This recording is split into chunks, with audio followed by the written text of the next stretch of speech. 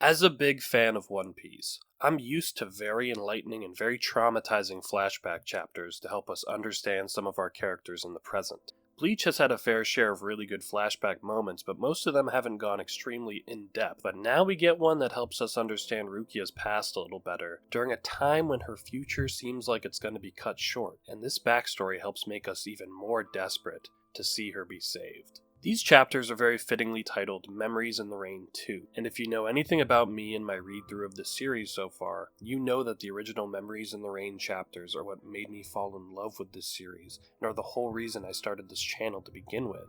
So imagine my excitement when I saw that that was the title. But no, this isn't a direct sequel in the traditional sense. This isn't the return of the Grand Fisher, or anything to really do with the death of Ichigo's mom. This isn't a continuation. This flashback is a spiritual successor, one that is clearly meant to harken back to the original chapters when we learned about the day that changed Ichigo's life and the guilt he still felt about it. Only this time it's taking us back to Rukia's worst day, and how it still haunts her. These handful of chapters echo so many moments in the original Memories in the Rain chapters, as Tite Kubo very deliberately shows us how Rukia witnessed two very similar situations with two hauntingly similar men in her life.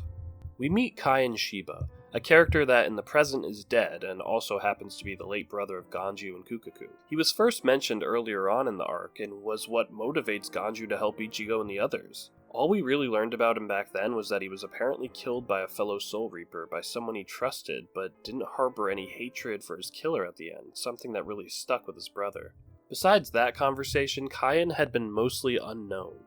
Until now. These flashback chapters are the first time we really get to see Kaien and spend any time with him at all. And if you think that he looks like Ichigo, yes, he absolutely does, both in appearance and in general demeanor. Kaien is also protective, likes to give Rukia a hard time, and stubborn, all traits that he shares with Ichigo. The similarity is very intentional, as Kaien serves as something of a shadow to Ichigo, or the other way around in the eyes of Rukia. To her, Ichigo is something of an echo to the man that she used to know. I don't think that Ichigo resembling Kaien is meant to be anything too substantial in the actual story. I don't think it's going to turn out that they're related or anything like that. No, I think it's just more of a thematic thing for Rukia's character. Ichigo reminds her of someone that she really cared about, and she accidentally launches Ichigo's career as a Soul Reaper after unfortunately having to end Kaien's own career as a Soul Reaper. But I'm getting ahead of myself. I have a soft spot for where stories do this kind of thing, with generational or circumstantial personality doppelgangers showing up to teach characters lessons or to highlight certain points to readers. You can see similarities in the characters, but you can also see differences in the choices made that led very similar people down very different paths. Kaien is well liked and respected by his peers, and Rukia especially seems somewhat smitten by him. My personal read on it is that it was something at least a little romantic, but there's just one problem. He's a married man. We don't get to see much of his wife, Miyako, but Rukia really respects her, idolizes her, wants to be her.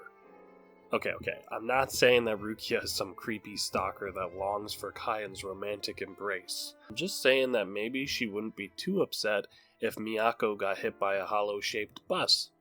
Anyway, we also get more time spent with their captain, Ukitake.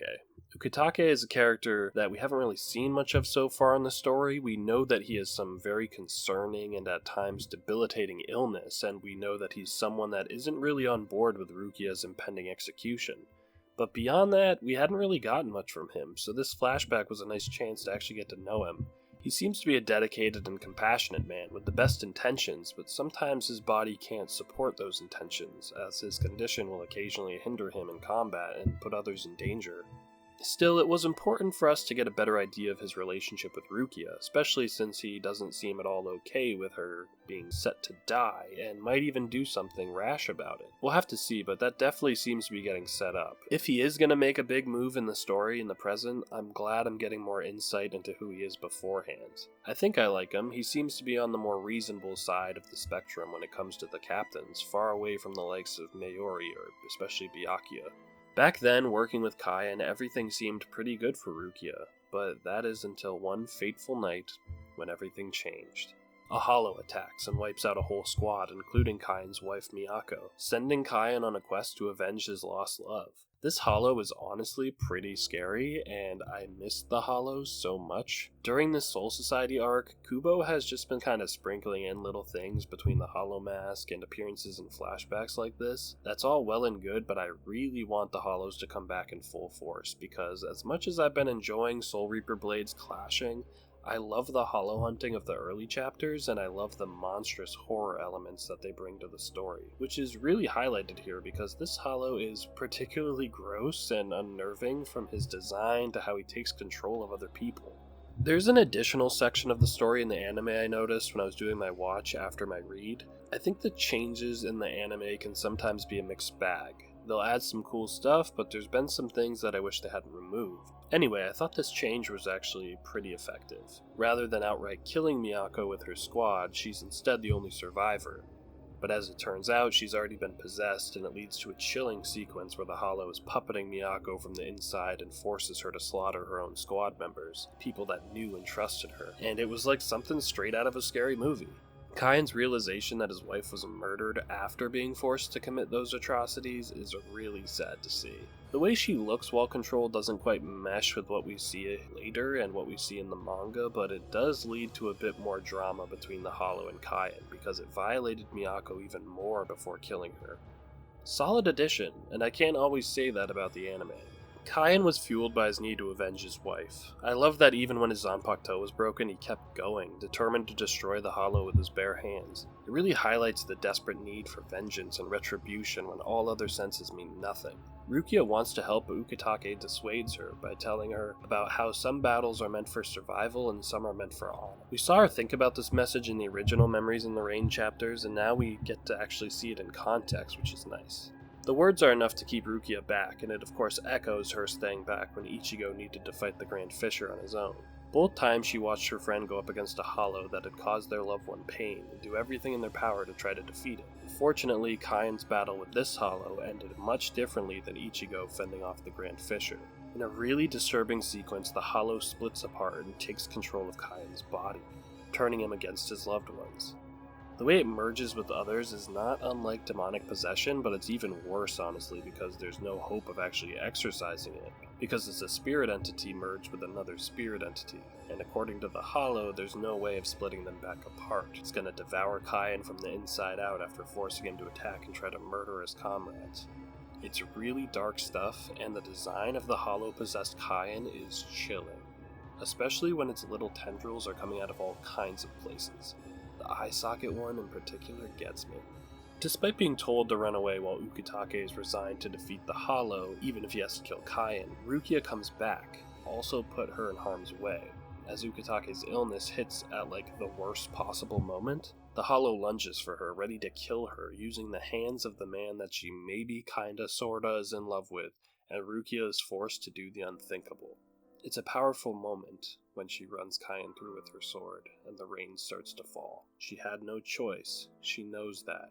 We as readers know that, but she was still forced to kill someone that she cared so much about.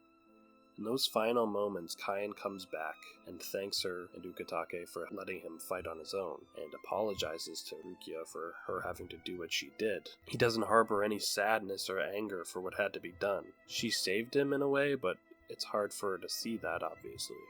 It's an incredibly effective flashback, and not only tells us more about the history of Rukia and the Shiba family, but gives us some real insight into where Rukia's current mindset is. We're brought back to the present with Rukia having been dreaming and thinking about the events surrounding the death of Kaien. She still harbors a lot of guilt and self-loathing for what happened, wishing she'd intervened or wishing that she hadn't had to kill him. It's all part of the thoughts stirring in her mind that are making her resigned to her fate, being executed.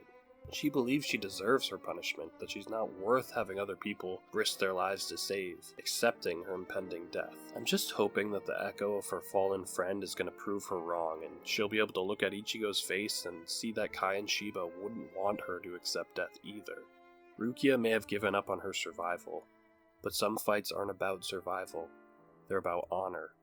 If she won't fight for that, then Ichigo Kurosaki will. Thank you so much for watching, guys. I really enjoyed this series of chapters. It was very tragic, very sad, but great stuff, and I'm excited as we keep moving forward through the Soul Society arc, and we'll see how this execution goes down. Please comment, subscribe, and I'll see you guys soon.